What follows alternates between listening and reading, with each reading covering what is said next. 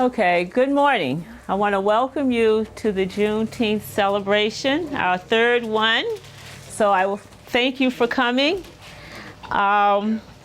Make sure you get a bracelet and a brochure.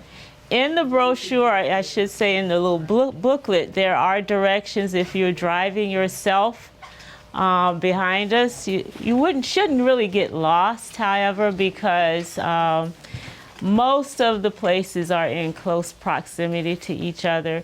I think our longest drive will be when we go down to the Episcopal Church, St. Paul's. Okay. But for now, I want to sort of talk a little bit about Juneteenth. Juneteenth is a portmanteau of the words June and 19, and references June 19, 1865, the day that enslaved African Americans were finally emancipated in every part of the United States. While slavery in the Confederate States was technically ended by the Emancipation Proclamation, which took effect on January 1st, 1863, certain areas of the South had no large Union Army presence, which meant that even though slavery was technically outlawed, many African Americans were unaware and still being held against their will.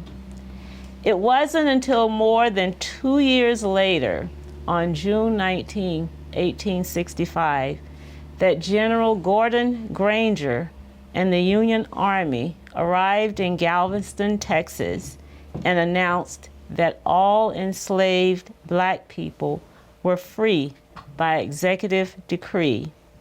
The next year, in 1866, formerly enslaved Black Texas began celebrating the occasion now known as Juneteenth.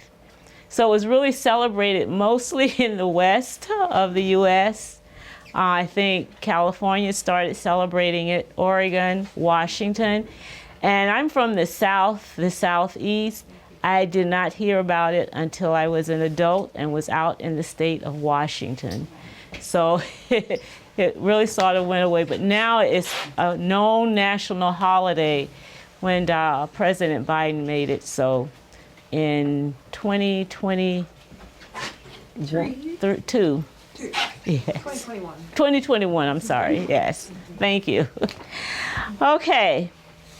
I would also like to start today with a prayer. And this prayer actually is from Reverend Sterling Morse, who is the coordinator for African American Intercultural Congregational Support for the Presbyterian Church.